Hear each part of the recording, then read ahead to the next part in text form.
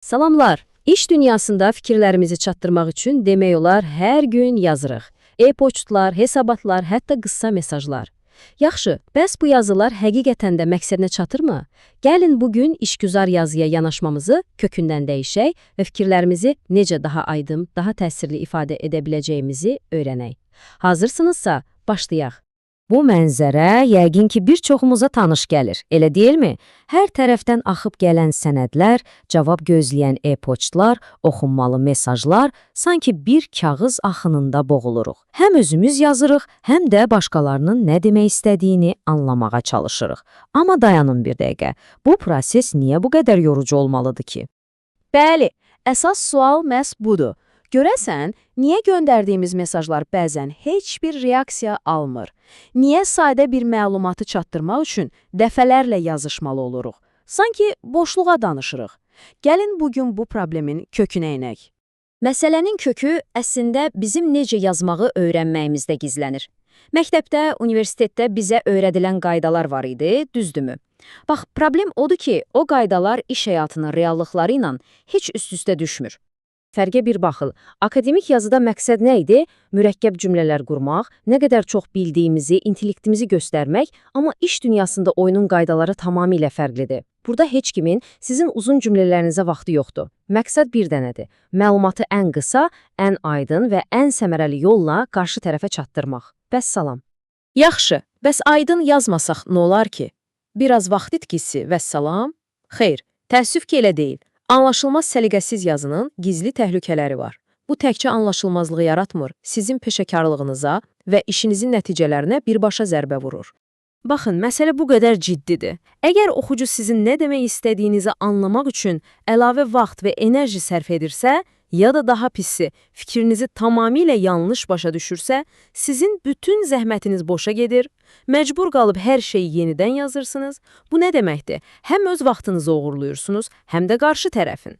Və bundan da pisi, orfoqrafik səhvlərlə dolu, qarmaqarışıq bir e-poçt təsəvvür edin. Bu sizin haqqınızda nə deyir? Səliqəsiz yazı, səliqəsiz düşüncə və işinə laqeyd yanaşan insan təəssüratı yaradır. Unutmayın, yazdıqlarınız sizin rəqəmsal vizit kartınızdır.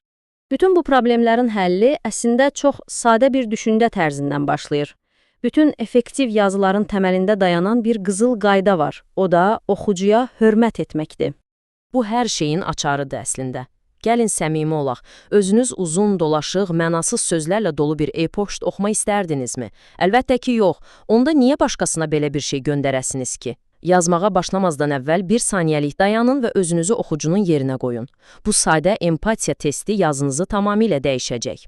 Yaxşı, bəs bu hörməti praktikada necə göstərə bilərik? Bunun üçün çox sadə, amma inanılmaz dərəcədə güclü bir alət dəstimiz var. Gəlin fikirlərimizi həqiqətən də parladacaq 8 sadə qaydaya birlikdə nəzər salaq. Bu qaydaların əsas məqsədi bax budur. Sizin o dəyərli, parlaq fikirləriniz mürəkkəb sözlərin, uzun cümlələrin altında itib batmasın. Əksinə, bir almaz kimi parlasın, özünü göstərsin.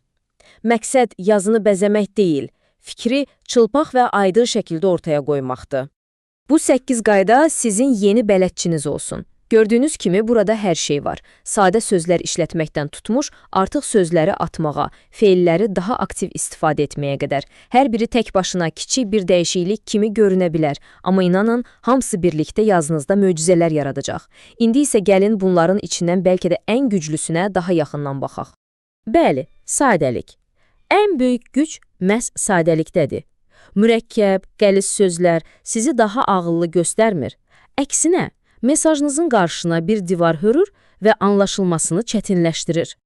Bax, bu cədvəl hər şeyi mükəmməl izah edir. Fərqə bir baxın, hal-hazırki vaxta yerinə sadəcə indi və ya məsələsi ilə əlaqədar olaraq kimi uzun-uzadı bir ifadə yerinə qısaca çünki. Nə qədər asan, nə qədər aydın, deyilmi? Bu kiçik dəyişikliklər yazınızın oxunmasını inanılmaz dərəcədə rahatlaşdırır. Yaxşı, indi gəlin bütün bu öyrəndiklərimizi gündəlik həyatımızın ayrılmaz bir parçasına, yəni e-maillara tətbiq edək. Hər gün yazdığımız o onlarla e-poçtun hər biri görəsən hədəfi vururmu? Qayda nömrə 1, hər e-poçta yalnız bir mövzudan danışın. Əgər 3 fərqli məsələni müzakirə etmək istəyirsinizsə, 3 ayrı e-poçt göndərin. Bu qədər sadə. Belə olanda həm cavab almaq asanlaşır, həm də heç nə gözdən qaçmır. Və bu çox vacibdir dostlar. Heç vaxt, amma heç vaxt emosional vəziyyətdə, xüsusən də əsəbi halda e-poçt yazıb göndər düyməsini basmayın. Unutmayın, yazı qalır, peşəkar münasibətləri bir anlıq hirsə qurban verməyə dəyməz. Nəzakət heç vaxt dəbdən düşmür. Zəhmət olmasa və təşəkkür edirəm kimi sadə ifadələr yazmaq cəmi bir neçə saniyə çəkir. Amma bu sözlər məktubunuzun tonunu tamamilə dəyişir və insanlar sizinlə daha həvəslə işləyir.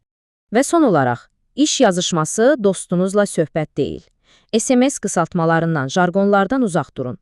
Göndərməzdən əvvəl bir dəfə də yazınızı oxuyun, səhvləri düzəldin. Bu sizin işinizə və qarşınızdakı insanı olan hörmətinizi göstərir. Beləliklə, bütün danışdıqlarımızın özəyi bu 3 sözdə cəmlənir. Aydın, yığcam və təsirli. Məqsədimiz hər zaman bu olmalıdır. Unutmayın, əsl güc mürəkkəblikdə deyil, sadəlikdədir. Fikirləriniz aydın olsun ki, yazınız da parlasın. Beləliklə, bugün öyrəndiklərimizdən sonra özünüzə bu sualı verin. Növbəti dəfə nəsə yazmaq üçün kompüterin arxasına keçəndə yazdığınız mətn hədəfi tam 12-dən vuracaqmı? Artıq necə vurmaq lazım olduğunu bilirsiniz. Seçim sizindir.